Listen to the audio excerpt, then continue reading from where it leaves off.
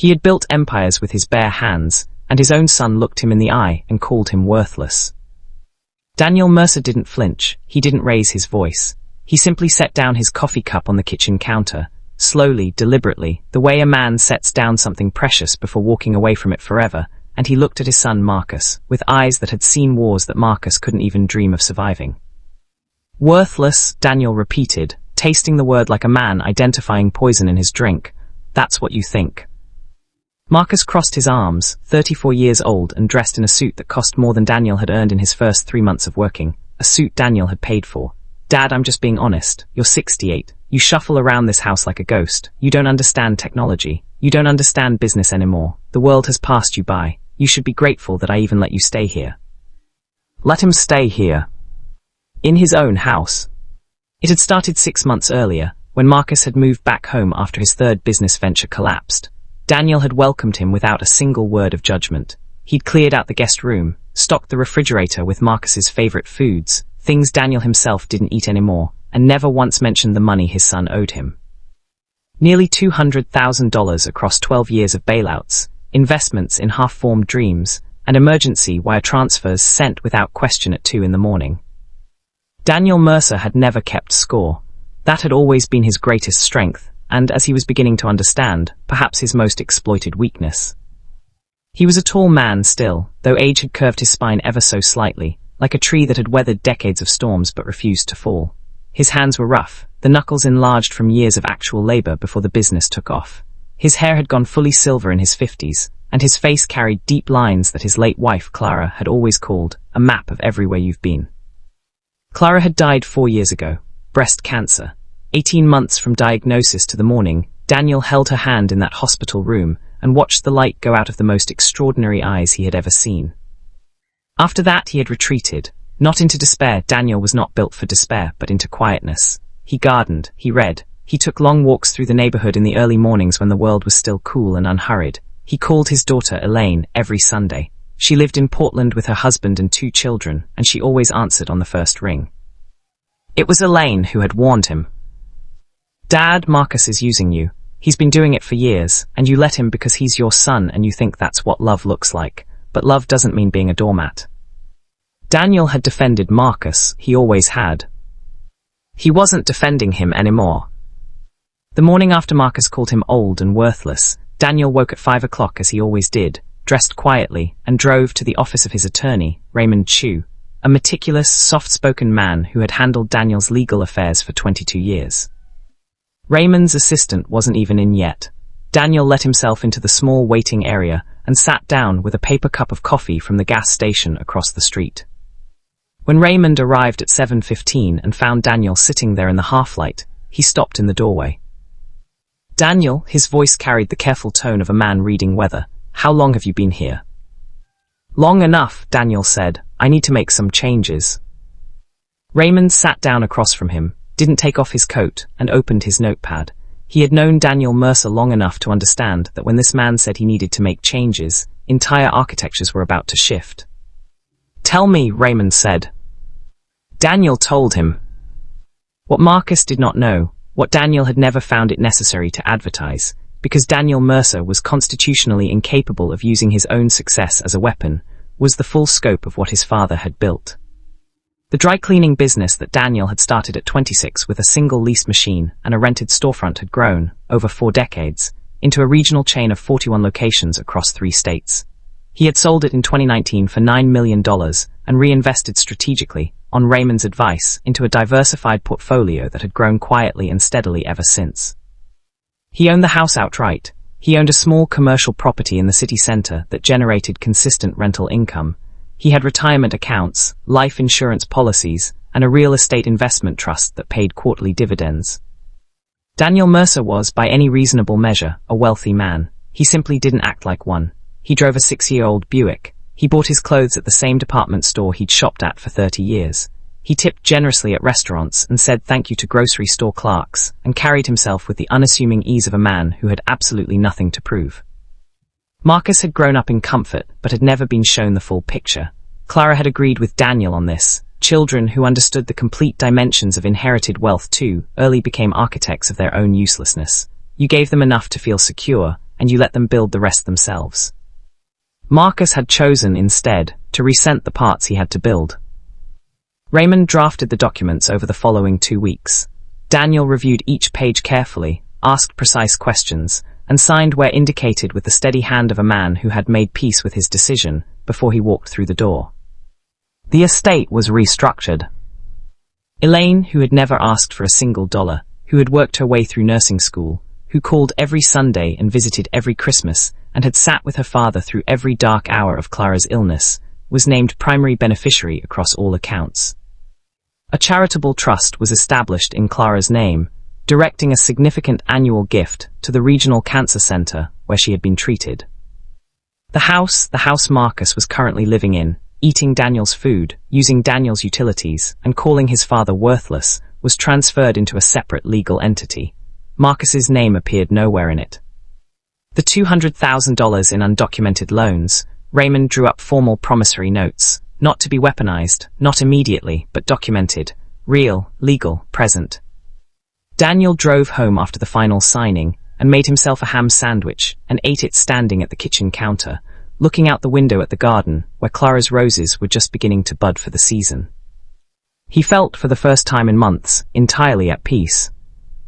Marcus came home that evening loud and irritated, talking on his phone about some deal that was taking too long to close, dropping his bag in the hallway without a thought. He passed Daniel in the kitchen without acknowledgement and went directly to the refrigerator. "We're out of the sparkling water," he announced to the room, to no one, to his father standing 4 feet away. "I know," Daniel said. "I didn't buy any this week." Marcus turned and looked at him with the mild contempt that had become his default expression in Daniel's presence.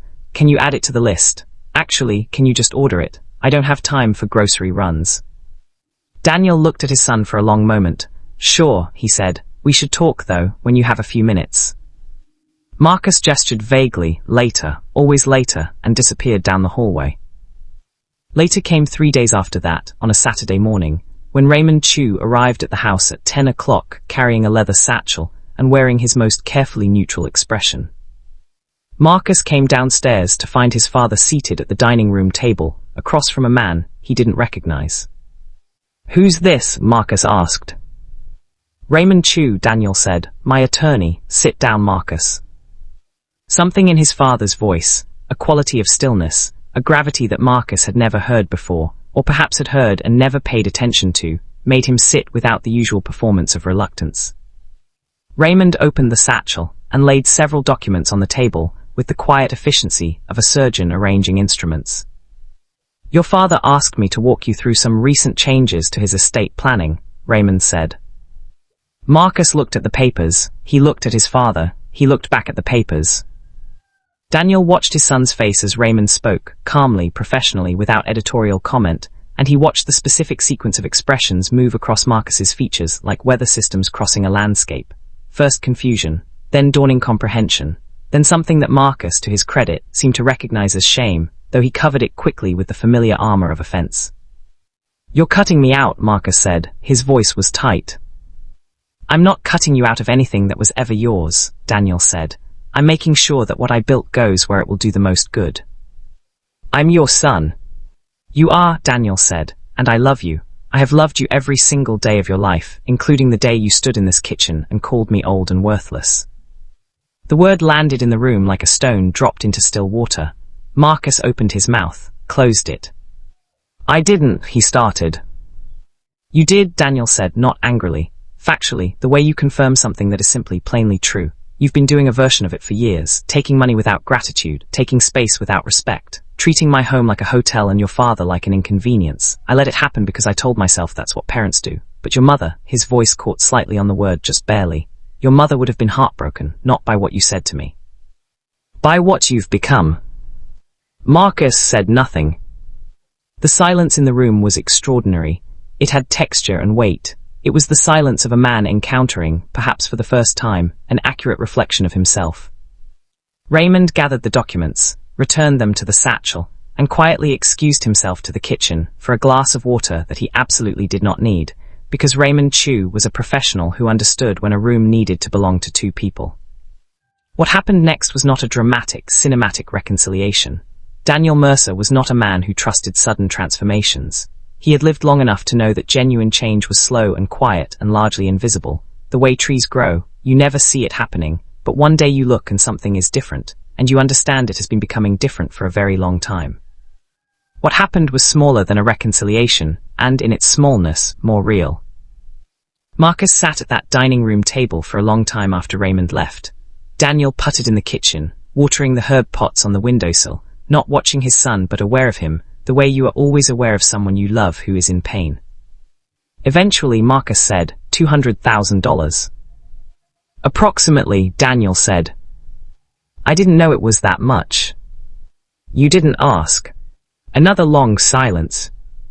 I didn't ask a lot of things, Marcus said. Daniel turned from the window then. His son was sitting with his elbows on the table and his face in his hands, not crying exactly, but somewhere adjacent to it, somewhere a proud and defensive man arrives at when the scaffolding finally comes down. No, Daniel said gently, you didn't. He sat down across from Marcus. Not close enough to touch, Marcus had never been a man who received comfort easily, and Daniel knew his son's geography, the way you know the landscape of a place you've lived in all your life. I'm not doing this to punish you, Daniel said. I want you to understand that clearly.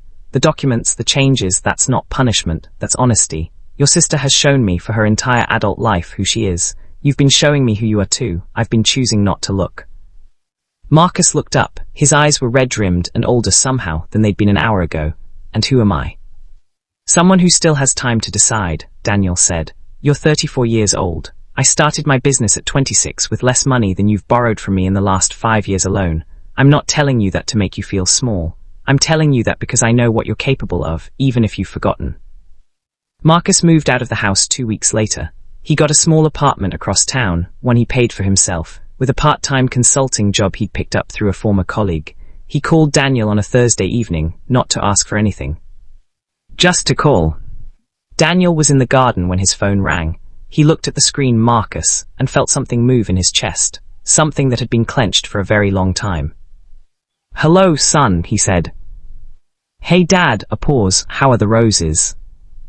Daniel looked at Clara's roses, fat-budded and reaching in the late afternoon light. Coming in beautifully, he said. Your mother always said May was the best month. She was right about most things. She was right about everything, Daniel said. She just had the grace not to say so constantly. Marcus laughed, a real laugh, unguarded, the laugh Daniel remembered from when Marcus was a boy who hadn't yet learned to perform indifference. It lasted only a moment, but it was honest, and Daniel held it the way you hold something that is small and warm and alive. They talked for 40 minutes, about nothing important. About the weather and a documentary Marcus had watched, and whether Daniel had tried the new Greek place that opened downtown. When they hung up, Daniel stood in the garden for a while longer, his phone in his hand, the evening air settling cool and soft around him. An old man, worthless, who had built something from nothing and raised 2 children, and loved one woman completely and buried her and kept going. Who had spent 68 years learning that the most powerful thing a person can do is know exactly what they're worth, and never, not once, need anyone else to confirm it. He slipped the phone into his pocket and went inside to make dinner. One check had changed the room. But it was a lifetime of character that had changed everything else. Some men prove their worth with their wallets. The wisest ones prove it with their patience and let the truth do the rest.